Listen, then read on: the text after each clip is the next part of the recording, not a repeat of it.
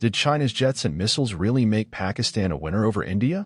That's the burning question shaking global defense circles right now.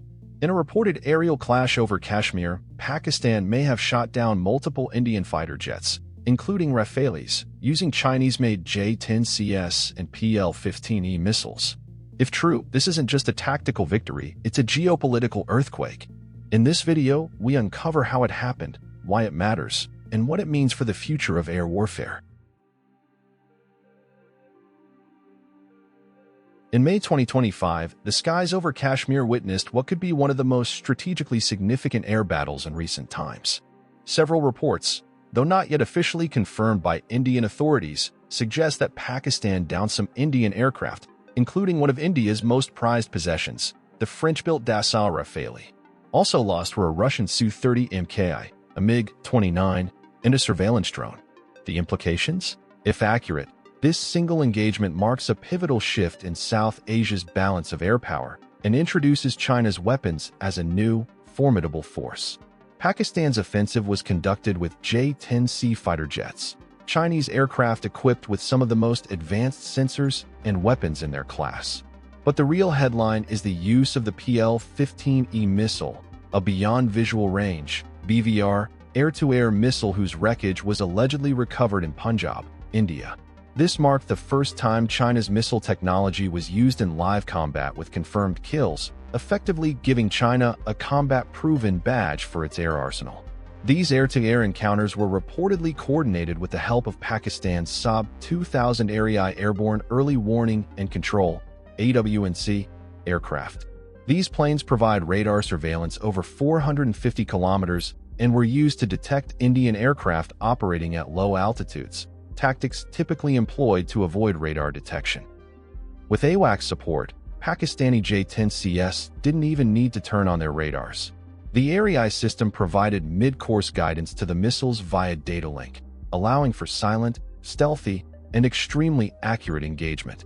On the Indian side, experts point out several handicaps. India operates only 6 AEW&C aircraft, 3 A-50EI units, and 3 Netra Mk1s, which is alarmingly insufficient for covering such a large airspace. In contrast, Pakistan's denser AEW&C coverage allowed for faster detection, better tracking, and more informed engagement decisions.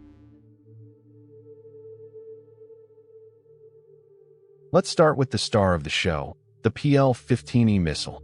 It's the export version of the domestic PL-15, a beyond visual range missile that uses an active electronically scanned array, AESA, seeker, and a dual-pulsed solid rocket motor. That combination gives it the ability to engage targets at ranges of up to 145 kilometers, comparable to the American AIM-120 AMRAAM and even challenging the European Meteor missile used on India's Rafales.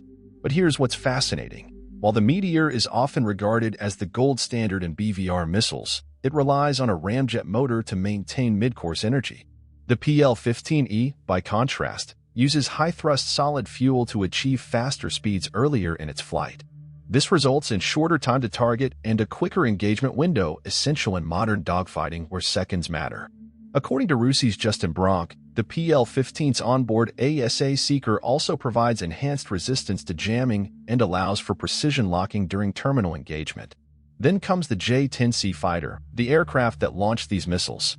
With AESA radar, RST, infrared search and track, missile approach warning systems, and digital cockpit systems, the J-10C is not your typical export fighter. It's closer to the capabilities of Western 4th-gen plus aircraft like the F-16V and Sweden's Gripen E, and in many ways surpasses older Russian jets in terms of situational awareness and electronic warfare. Importantly, this conflict also showcased China's integrated warfare philosophy. The J-10C didn't act alone. It operated as part of a networked combat ecosystem, relying on Pakistan's AEW&C aircraft to provide radar feeds, situational data, and even mid-course updates to missiles via encrypted data links. That level of system integration is something even Russia has struggled to deliver consistently in the field. All this comes at a critical time. According to SIPRI, China was already the world's 4th largest arms exporter in 2024, but its aircraft sales have remained limited to countries like Pakistan, Bangladesh, and a few African states. This engagement could change that dramatically. With combat-proven success, China now has a powerful case for expanding its fighter diplomacy, particularly in markets like Egypt, Saudi Arabia, and Iran.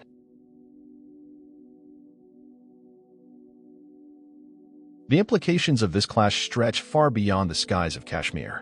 What we're seeing here is a strategic reshuffling of global influence, with China stepping into the vacuum left by a declining Russian arms industry and a Western bloc that often entangles military sales and politics and red tape.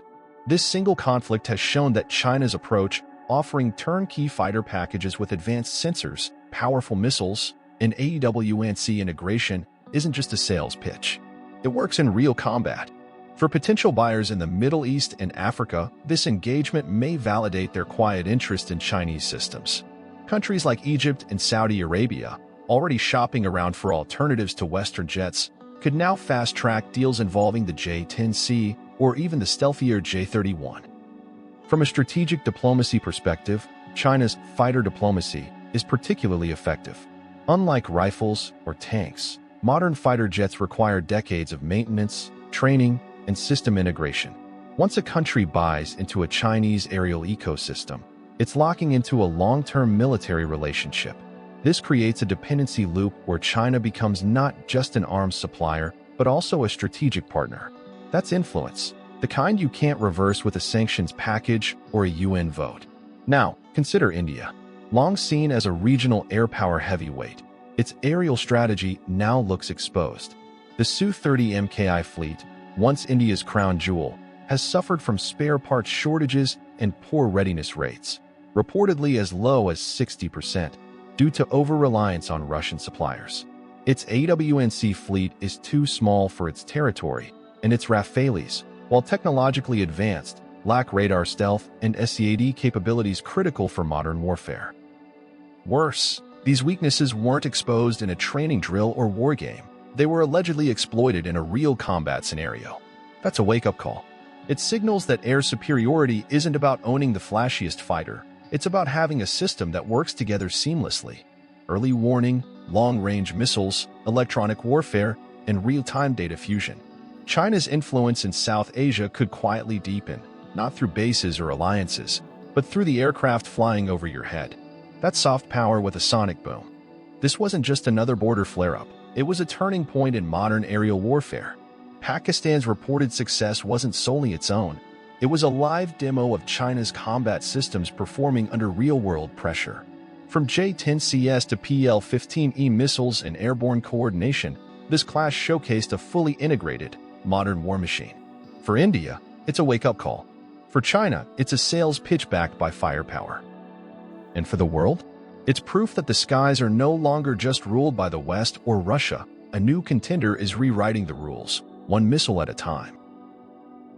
If you enjoyed this video, don't forget to like, share, and subscribe for more updates on space exploration and scientific discoveries, and don't forget to leave a comment below.